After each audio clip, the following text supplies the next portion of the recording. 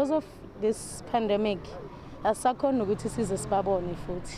Ufika manje sibhudu seka emathuneni and urephiwe kufaka amaplastiki nabantwana ba understand it feels like isiyolahla udodi.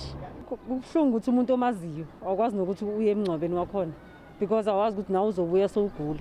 Yazi abantu bajwayele ukuthi umuntu nashonile angene endlini mhlawumbe alale bambone noma angalalanga but bavula icoffin bambone kepha kusenjalo manje yena esiphethe kabuhlungu into esingayazi yabo.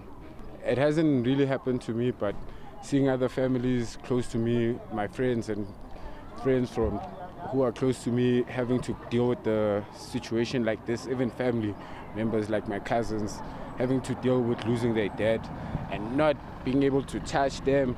Then when you go to community hall, it has to be less people, like it has to be, we can't all go and mourn with them or be there for them, and to also show like respect for their last moments in this world. Have you had the experience of a loved one hospitalized for COVID-19? How was not visiting to them, not speaking to them when they needed you the most? Have you buried a loved one who has died from COVID-19, and how has the experience impacted your life? Hello and welcome. I'm your host, Dr. Musam Tomene, and signing with us today is Nono Nyovana. On Vital Signs, we focus on the impact of COVID-19 on mental health, dealing with death, dying, and grief. And coming up on the program today, we speak to Zama Buthelezi, who then spoke to a woman about her experience with losing a relative. We'll speak to a clinical psychologist about the impact of losing a loved one to COVID-19, and we'll also speak to specialists about wellness counseling, and that is also looking at the importance of grief counseling, and we'll speak to a well-known prophet about the experiences with bereaved families struggling to find closure.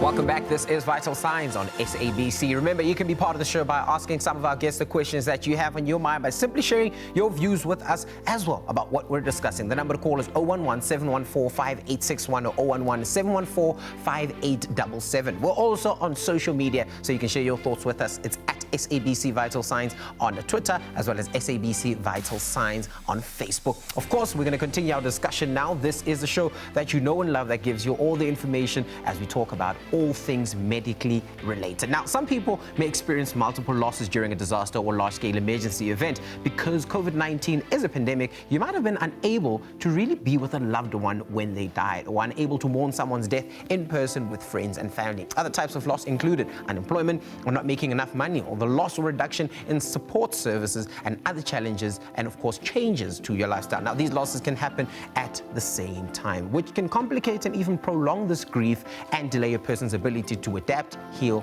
and recover. Now, people cope with losses in different ways, and Zama Buthelezi spoke to Portia Rashalala from Soweto about her experience with her uncle's COVID hospitalization that resulted in his untimely death.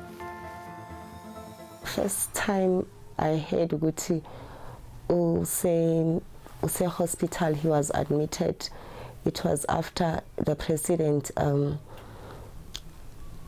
announced Guti it's level 4, so it was on Sunday. Monday yakona mabesho ukuthi he was admitted. I was so shocked because ngamgcina last week yakona, and I was like, no, I don't think ukuthi admitted for COVID. Still shocked at the news, the family had more sad news coming. We heard that his wife is also admitted to the same hospital, and then like lento ukuthi how kwenzakalani manje, like boy too, and then how babayithole kanjani corona, like sesizibuza imibuzo, and then saqala ukuchecka lapho ukuthi actually this thing is serious, ukuthi vele umalume une corona, cause angithi kuyashiwo ukuthi corona the way it spread ngakhona, like you can't sit on the same room, into ezinjalo ma isolation, so ukuthi baye bathelelana, that's why maybe they are in the same hospital. Feeling helpless and not able to visit their uncle in hospital, this family could only hope for the best. Everyone was hoping for him to get better, and then nje uhlale 2 weeks, and then lapha qeda ukusho khona ukuthi guys I'm fine, sebangicheckile bangitestile bathi corona iphelile kimi, and then all of a sudden Monday morning sitholi call ukuthi like he has passed away, not futhi abasathi corona bese sekuthiwa through lung infection. Preparing for a funeral during lockdown made the situation even worse for this family. Bekumele bamenzele ne-memorial service. The memorial service azange bayenze, abantu bebayibukela through ilena, bebayenze bebashithe ivideo khona lapha endlini ukuthi okay kuzoba nabantu abayi-10 lapha egaraji, angeke kusaba khona abantu abaningi because he was working for a big company, so lento yokuthi angeke khona ukuthi kungena abantu abaningi lapho, kuzoba nje some few people laba bayi-10, and then nange funeral he was supposed to come back at home njengobaba umuzi azokhona ukuthi alale endlini. He didn't come back. At the same time bebathe i-corona isekho, so like it was confusing ukuthi kahle kahle i-corona leyo or leyo lung infection eyenzekile or ini. This experience has left the family confused, and not being able to grieve properly hasn't helped. As a family, I think isenze ukuthi after the funeral like akakahlangana kuba ngathi khona into lehlekile or eyenzekile, or kuba ngathi khona umuntu ongablameiwa ukuthi uwo yenze kanje, or like sokhona nje ukuzwana okungekho.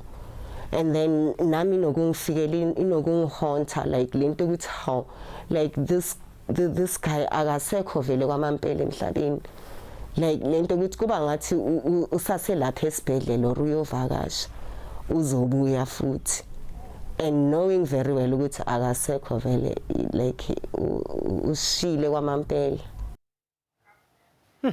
Grief is a unique experience for everyone. Losing a loved one to coronavirus disease may have made the grieving process even more challenging. Clinical psychologist Dorothy Malimela talks to us about something that many of us do not want to think about, yet maybe even be worried about the fear that comes with the panic of having such a thing happen at such a time, and that is losing a loved one to COVID-19. Good day, Dorothy. How are you today?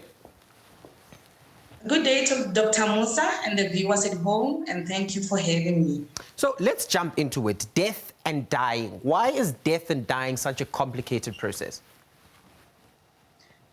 Losing a loved one is not an easy process or an easy emotion to undergo through, because most of the time, these people that die, particularly parents or a close friend or a colleague, they have a significant meaning in our lives. So sometimes when the person dies, they leave us with sad emotions, we become extremely angry. And if the person was a caregiver in our homes, now we are left with many losses, because now it's loss of financial income and also other losses. So it is a very, very difficult process to undergo through. It is a very painful moment for families, or rather people that lose their loved ones.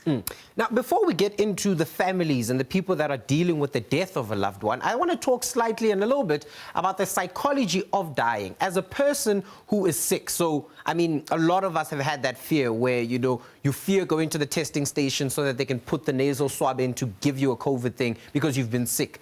And you find yourself in a hospital, and the psychology behind being sick and the fear of dying, how does that come into play? When a person is hospitalized in the hospital with COVID-19, it has a major psychological impact on the person, because most of the time these patients are likely to feel extreme sadness. They are likely to feel extreme loneliness when they are in hospital because of the restriction put that families cannot even come and visit. And it also impacts the cognitive functioning of the person. As you are preoccupied with the thought of having this virus, especially when every day you are not progressing, you are not getting okay. So now it even exacerbates your anxiety.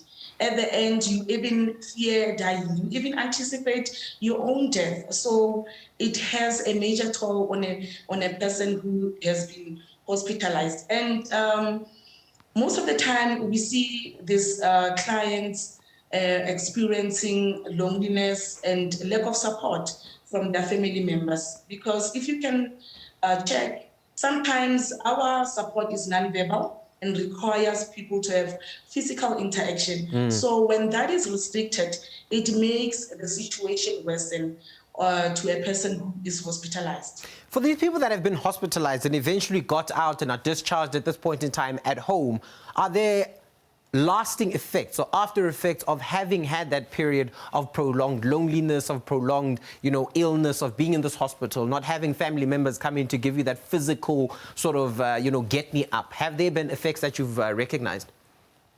Yes,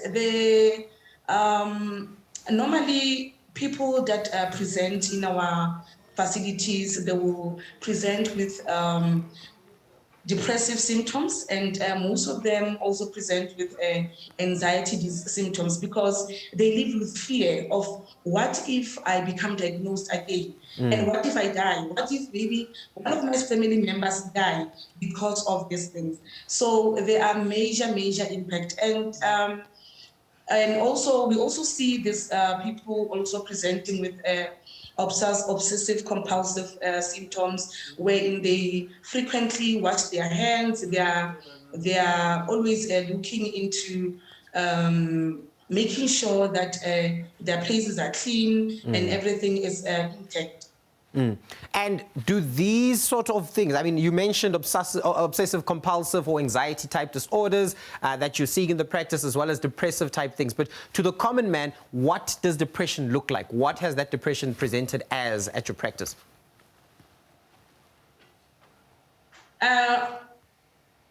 Depressive symptoms vary from one person to the other, depending on the cause of the depressive episode at the time. But there are similarities of symptoms that people present with.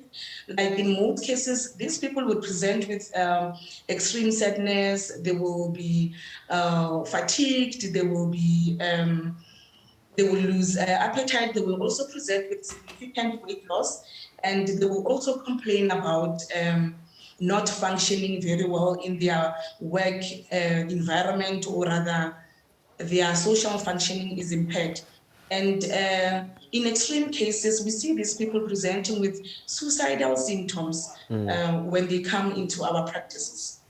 Okay, so we've spoken about the people and the effects that they'd have for those that have survived COVID or were, in hospital for a prolonged, time.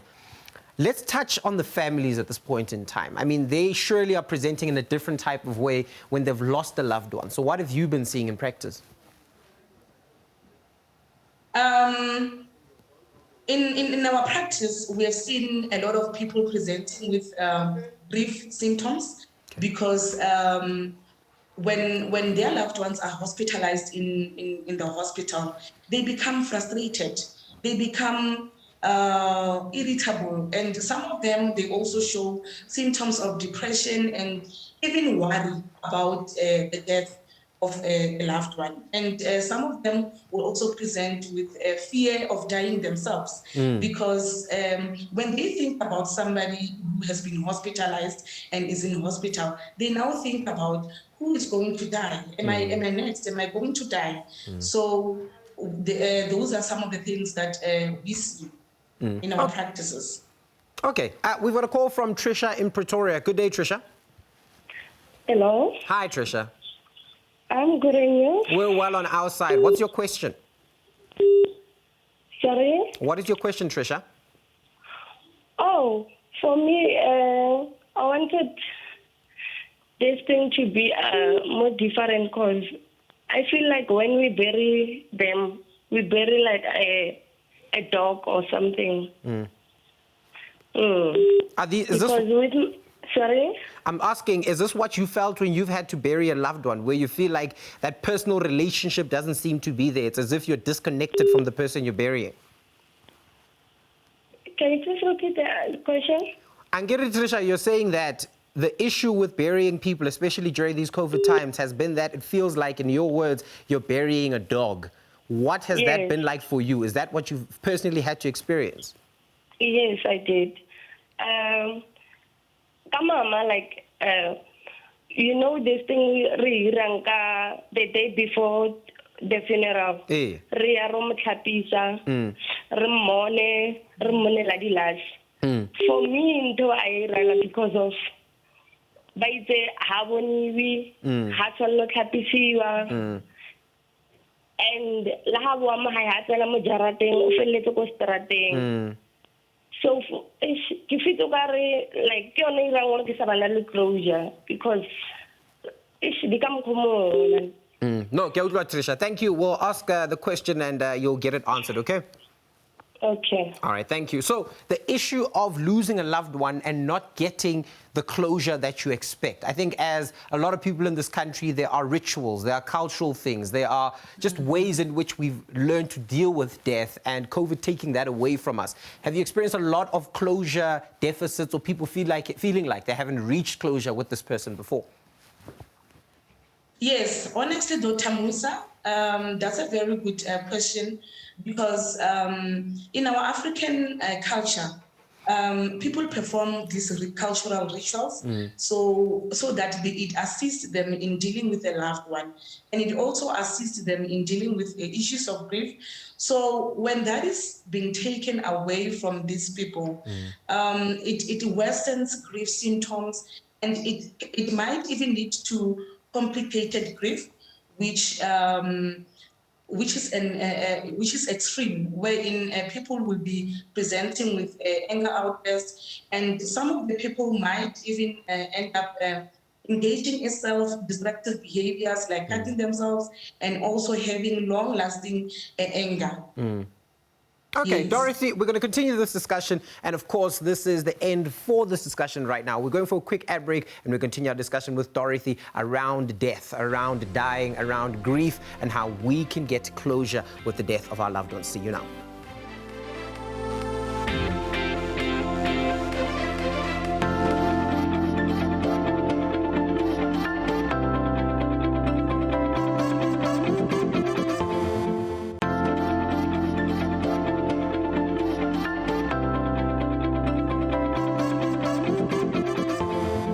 Welcome back. This is Vital Science. I'm Dr. Musa Mtombeni, and we continue our discussion with Dorothy Malimela, a clinical psychologist, and we're talking about death, dying, and dealing with all of it. Dorothy, we're back, and before the ad break, we were touching on the idea of closure. Is there a way that people can get closure even though they've buried their loved one, where you physically can't do anything anymore with respect to, the washing of bodies or, holding their hand for the last time? How do we deal with closure at this point in time? Because COVID has affected us in many ways, wherein we cannot find closure properly by seeing our loved ones before they pass on. What is important is that we need to attend these virtual memorial services. They assist a lot in the grief process.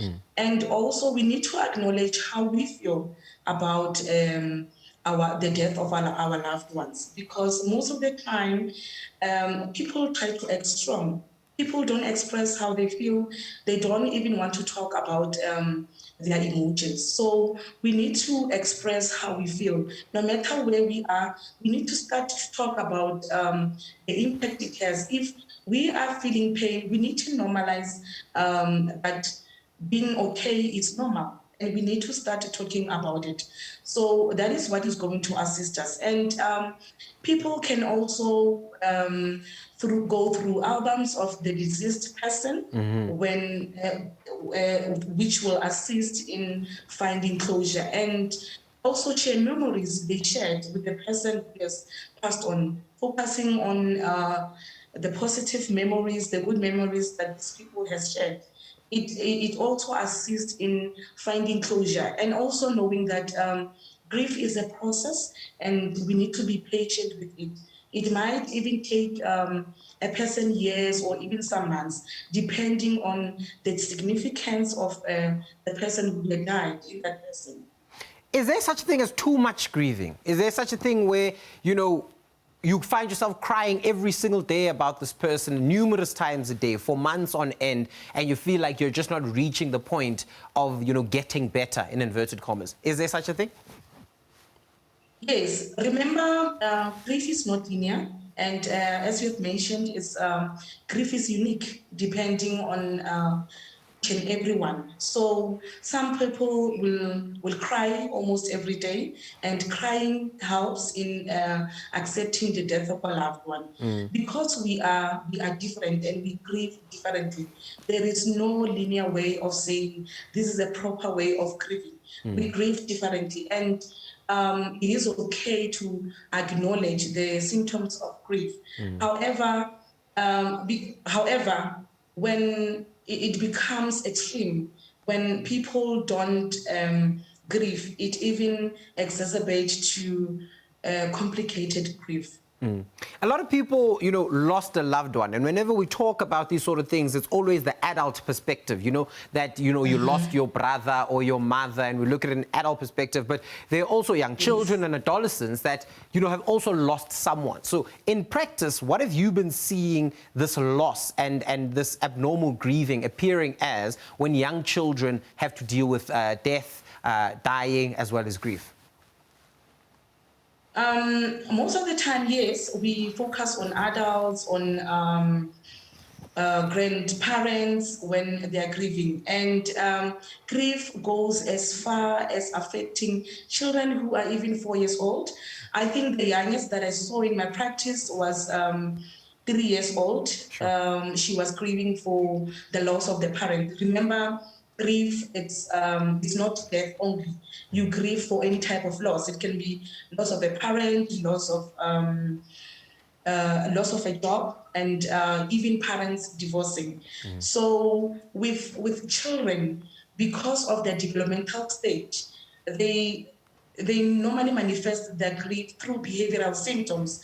And most of the time, what we observe in our practice is that they present with tantrums, they become irritable, and they also change their behaviors in school.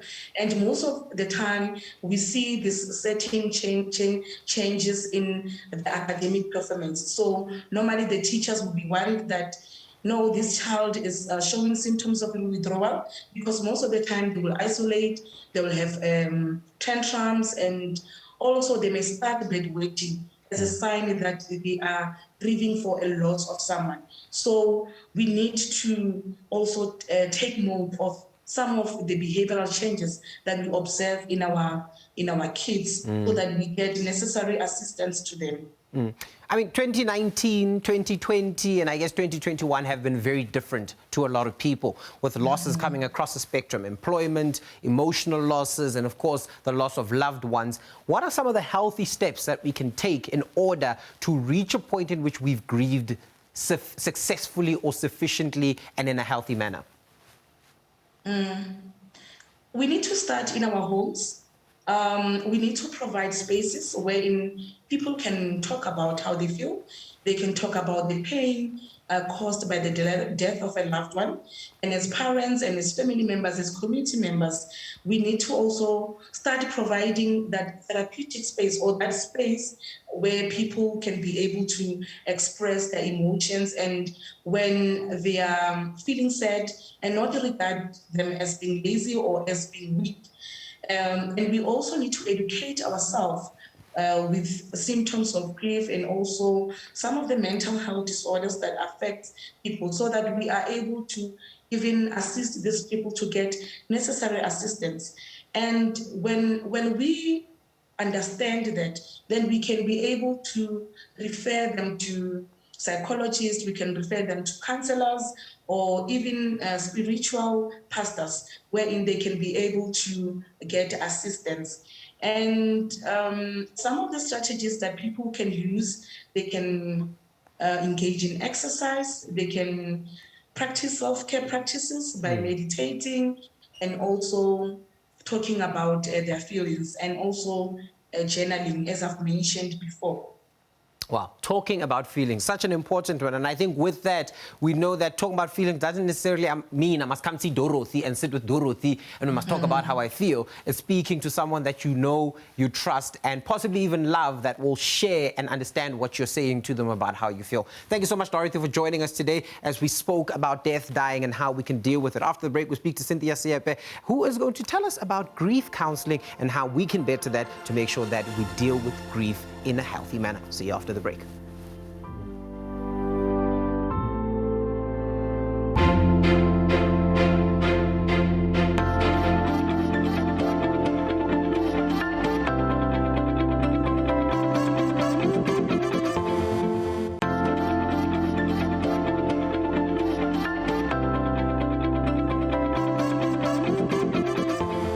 Welcome back. This is Vital Signs. So for those that have lost a loved one during the pandemic, it may be harder to grieve. Some people feel like they've been deprived of the ability to really grieve, and one might feel like they're in a state of limbo, as though the loss didn't really happen. Making the decision to consult a grief counselor is not an easy one to make, especially when you're actually grieving. So it's understandable if you're initially quite skeptical about this idea of grief counseling. However, you don't have to reach a point of severe levels of grief in order to opt for grief counseling, and it helps to consult a grief counselor even if you're merely in a space where you need just to talk without that fear of being judged, or just feeling the need to process those emotions with someone else. Cynthia Siepe is a specialist wellness counselor who talks to us about grief counseling. Good day. How are you, Cynthia? Good day. How are you, Dr. Mtombeni? And thank you for having me. Great stuff. So let's jump right into it. What is grief counseling? Okay, so I'll start by briefly defining grief again. Grief is a state of deep sorrow over the loss of something or someone. Examples including death of a pet, ending of a marriage, and death of a loved one. So grief counseling is meant to help one to cope and manage their grief in a healthy way. Are there stages to grief? Is there a pattern that one generally sees when you are talking about, the loss or the sorrow that you feel when you have lost these loved ones? There are stages of grief that are generally accepted, but I'd like to mention that these are not set timelines for everyone to follow. So some people might not even experience some of these stages, but the generally accepted stages are 5 stages of grief, which are, the first one would be denial, where one is still in a state of shock and disbelief, as we had earlier with Portia, where they still hope to see their loved one. They still hope that somebody will wake them up from this horrible dream that they're having.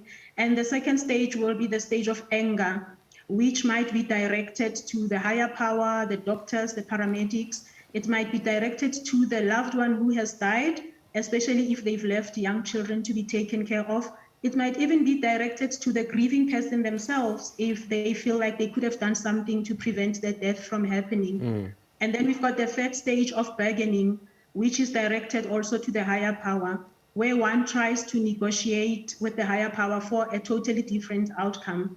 And fourthly, the person will slip into depression. So as they start to realize that their loved one is gone and they're not coming back, they start to lose hope, feel helpless. They don't see the point of planning for the future. They might also struggle to talk to people, where they isolate themselves. They stop taking care of themselves physically. They just can't get out of bed. They don't see the point of going on. And then the final stage is the stage of acceptance. But this does not mean that the pain goes away. It means that the person has accepted that the death has happened and they are now ready to live and move forward. So COVID has come with a lot of death, whether it is direct with, losing a brother, sister, a mother, but also indirectly, colleagues and people such as that. Are you seeing a lot of people coming in requiring grief counseling? There is a balance. Although there's most people that come due to having lost their loved ones due to COVID, there are also people that come because of other factors. But the COVID rules and restrictions are having an impact on how they bury their loved ones. How has that manifested itself? It has really delayed some of the processes of grieving, because as we've heard earlier, with them not being able to see their loved one being buried or to see them in the coffin, it delays the process of them accepting that their loved one is gone. And they struggle also with closure and the fear and anxiety of not knowing if they will get COVID tomorrow or next week, and if they might be the next person to die. So how does grief counseling work in that regard? I mean, is this something that, someone writes a referral for this person to come see you? Or, do you get families that just bring along a family member because they feel they're not dealing with this? How do you generally see it? Okay, so most people will generally make the call themselves for an appointment to come for grief counseling. Very few people refer their family members. They'll either make an appointment for them, but it's the onus is on the person to come for the counseling. Are you seeing a lot of people, and who are you currently seeing with respect to grief counseling? Is it, is there a bias with respect to the people that come in for grief counseling? The theory in the community is, a man must be strong and, he can't go out and get counseling, he must just deal with it. Or in practice, do you see an array of people across the spectrum? There is an array. I see both male and females, and the age groups from teenagers to adults. Okay, so that's a big spectrum that you're covering there. So what are some of the techniques that you'd use in grief counseling? What and how do you prepare someone to deal with the 5 stages that you've outlined, moving from a point of denial to a point of acceptance? Okay, so I'd also like to mention that there's various techniques that are used, but with all the techniques, mostly the steps that will be followed is that the person will be allowed to talk about the death in detail. So as they talk about the death in detail, then they start realizing that the death did actually happen, and then the grieving process can start. And also the person, there need to be where we distinguish between grief and trauma. So if the person is still stuck in a state of trauma, the grieving process cannot start. For example, if they still have flashbacks about their loved one dying in their arms. So until the trauma is being dealt with, the grieving process cannot start. And then also the counseling sessions will help one to deal with the guilt and to also organize their grief. How does one recover from trauma? I think a lot of the time, the example you used of, of a loved one dying in your hands has kind of fallen away over the past year or two because, due to COVID, where you won't necessarily have that happen. How do you deal with a trauma in that sense, where you won't necessarily have a flashback of the person dying in your hands, but you've got maybe a flashback of the memories that you have with that person? Is there room to get help in you still having flashbacks of your time with this person? There is room. So before the grief process starts, or before the grief counseling process starts, then the trauma is being dealt with, where all the emotions and the emotions that the person is having are dealt with, the root cause of the emotions and where they are stemming from. So you might find that with other people, the recent death has triggered some emotions of losses that happened previously that were never dealt with. It might be a death that happened a year ago or 2 years ago. So this recent one has triggered those emotions. So that has to be dealt with, and the person has to be taken through those emotions and be taken through their own path to healing. You mentioned acceptance and how, this doesn't necessarily mean that, it's over now, that it's a thing that happens over time. How does one recover in terms of grief? When do you feel is the right time to discharge a patient who's come to you to see you for grief purposes? Okay, so with grief, as we've heard before, there is no time limit. Grief is unique as a fingerprint. So people grieve differently. And one should be allowed to grieve at their own pace and in their own way, okay? But as the person recovers from grief, you will see them by accepting that the loss has happened. And what will happen is that they start acknowledging the pain and the emotions that are coming with the grief. They will start to learn to deal with their, to deal and manage their grief. And then they will be ready to carry on living their life without the loved one. How do we deal with life after grieving? Life after losing a significant person in your life. What's the next step of that process? Okay, the most thing that people struggle with is finding meaning after they've lost their loved one. So this is where one asks themselves whether they should even worry about planning about the future. What is the point of me carrying on if I'm going to die also? So one can start into looking at lessons that they can learn from the experience and try to grow from the experience. And when with other people, it might be using this experience to educate other people. For example, someone might start a website where they educate people about COVID, or someone else might start a support group for families that have lost their loved ones for COVID. So it also drives now the person into trying to celebrate their loved one in a positive way. Why is it important not to rush through the process of grieving? What are some of the bad things and the bad outcomes that come from that? One might end up having troubles with substance abuse. They might have mental illnesses. They might have physical health issues. And they might also have strained relationships, both at work and at home. Why is it important to celebrate a loved one? I think, you know, in the climate that we find ourselves in, where you can't go to a funeral because in a way that's celebrating that person's life, where people would maybe even have an after tears after that. But with COVID coming into the picture, that doesn't necessarily happen. So how do we increase our feelings of love and deal with our grief by celebrating the life of someone that has passed? So celebrating the life of the loved one that has passed on helps one to live their life without guilt. It helps them to grow from the experience. So people will do it differently, depending on how they believe that their loved one would have loved to be honored. So for person A, it could be starting a foundation in the name of their loved one who has passed away. And for person B, it could be just living their life according to the standards and principles that their loved one passed on to them.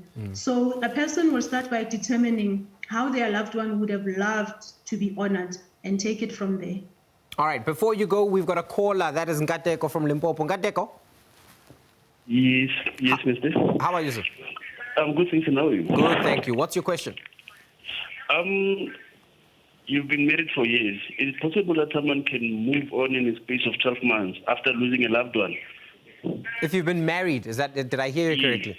Okay, so Cynthia, the discussion here, and according to the description you gave at the beginning, is around the idea of grief, and is that, you know, I know you mentioned pet, a relationship, and of course a loved one. So is it possible for someone to move on very quickly after, you know, the demise of a relationship?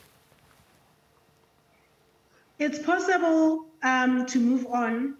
That's if they've went through the necessary emotions that they need to deal with. If they are not suppressing their emotions and they have dealt with their emotions, it is possible, because remember we said everybody grieves differently and there is no timeline.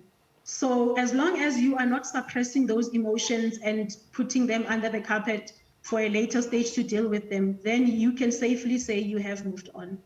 All right, wise words. Thank you so much, Cynthia, for joining us today and really getting into the crux of what we're discussing, the issues of grief and how we can do better with managing that so that our grief is not abrupt. Our grief isn't something that ends or starts quickly, but is dealt with in a healthy manner. Well, great discussion that we're having today, and of course, you'll continue with it after the ad break. We'll see you after this.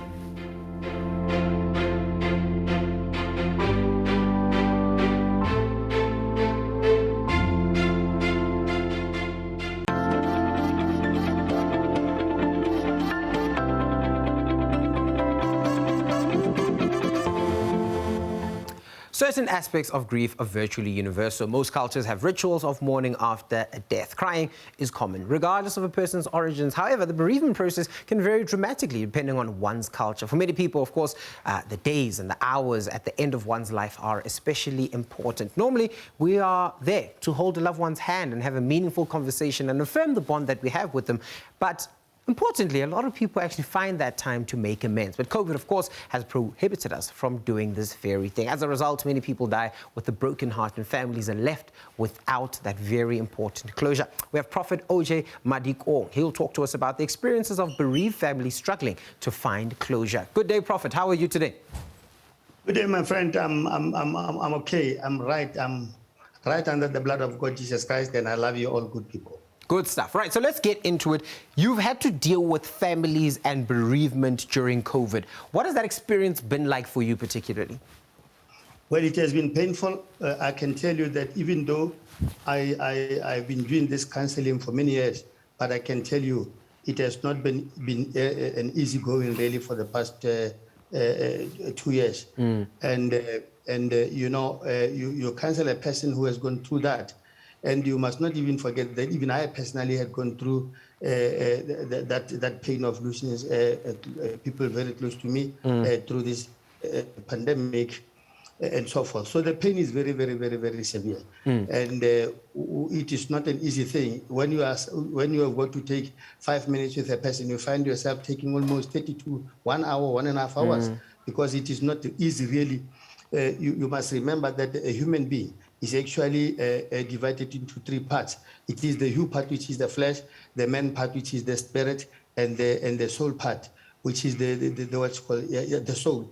And that soul part is actually the synchronizer between the man part and the hue part. So you work very hard to pass the hue part and the soul part go to the man part. That is why it is not really easy, because that is why it had the most.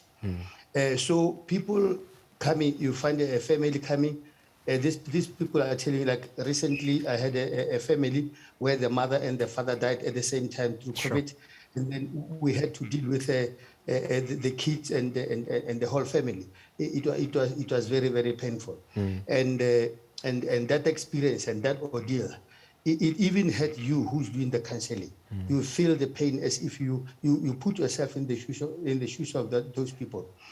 And you try by all means to find how deep has this thing gone into the man part of the component called human. And when you have found that, then you can at least try to find as to how you can reach out to that person. So you find the person saying to you, I've just buried my loved one, and I did not even see the corpse. I'm not even sure at the moment if the person I buried is really my son or my father or my daughter or something. It had even most painfully there. So these are the experiences we find ourselves going through almost on regular basis, meeting people who have lost their loved ones. Very, very painful, my friend. There are a number of rituals, and I think we live in a society where, you know, each cultural group have got their small little things that they do to celebrate and go through the process of mourning with someone. But COVID has obviously taken that away from us. Have these things impacted how families bereave or deal with the mourning of someone? Terribly, my friend. It has teared many hearts apart. You know, by just burying someone whose face you did not see, that one alone terrorizes the inner person terribly.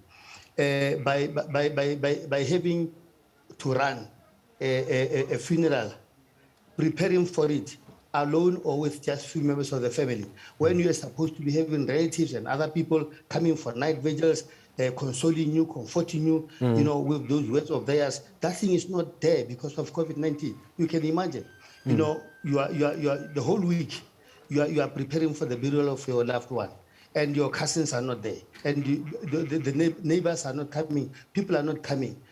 Only few people can come according to the regulations of COVID-19, and then you find that wound going deeper. Because people who love you cannot take the route with you up to the day of the funeral. So normally we used to see people having to spend the night with their loved one before they bury him or her the following day. COVID-19 says no, you can't do that, and that used to be a healing part of the healing process of the bereaved. That used to be a part of the closure for those that are left behind. COVID-19 has said no, not that. You know, people, when they go to the funeral, when you are burying your loved one, you cook for people. And COVID-19 said, yeah, come on, only 50 people can come, and from the grave, you take snacks, you go home. And that practice we grew up seeing in some other cultures, say with the white people. It was never an African thing. In our African culture, we don't have that, because when we grieve, we celebrate at the same time. We cook food.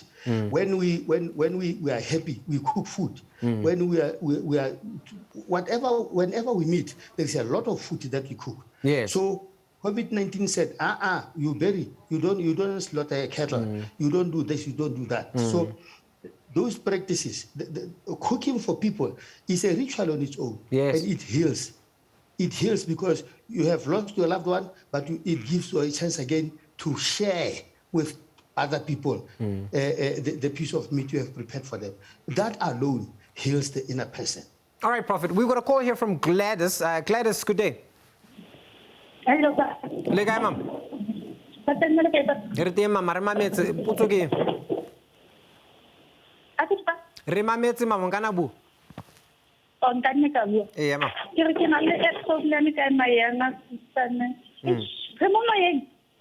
Re moyeng, mama. Eh.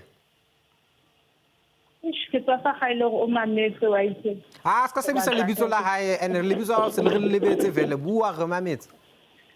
Bothata ke ntshutse le ditla tsa ke. Ba mme ga mamela ha re continue ka sa kgona go thata. A se bele. Na le ya na sister e le reng o ineletse mo jwaleng wa itse a di sa itse le re ke tse. Eh, re mametse. So ha ke itse gore maybe e khotse go ba grief e maybe ha dula le yona o tlhokofala le batswadi a sa le monyane. Eh. Ba mme wa rona o tlhokafetse 2003. Tata wa rona tlhokofala 2010. Ausi wa rona tlhokala 2011.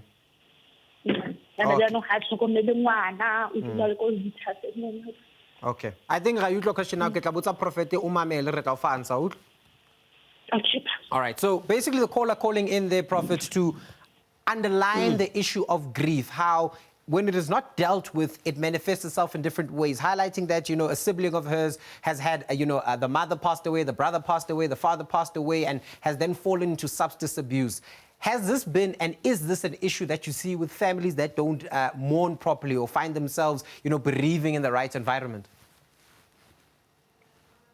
Especially young people who grow after they have been struck by such a grief. Some of them wouldn't even ventilate. And then it happens today. After 2 or 3 or 4 years, 4 years down the line, this person starts feeling the absence of that person because he or she used to get some support of some kind from that person. When that support now starts showing that it is not there, so this young person now starts worrying about where to now, how to get 1, 2, 3, 4. And that is what we have identified in the lives of many young people who, a year or 2 or 3 or 4, lost the next of kin or their parents or people who used to support them. It pains mostly if a person starts now flashing back to the things he or she used to get from that person who passed away. And those things are no longer there. I can tell it terrorizes the mind of a young person. And it needs very, very careful counseling there. It needs a love. That is where now the question of love comes in. Because Prophet, I'm going to have to jump in there. We're out of time, unfortunately, and we have to go. But I think what you just said last is very important. This stuff just needs love. Sometimes it requires love. And thank you so much, Prophet, for joining us today and giving us really a perspective on community and how rituals and things such as that have been important in dealing with grief. Thank you so much for joining us on our episode today where we spoke about death, dying, grief, and dealing with the loss of a loved one, especially during the times of a pandemic. Stay at home, stay safe, and of course, social distance. I'm Dr. Musa Mtombeni. We'll see you soon.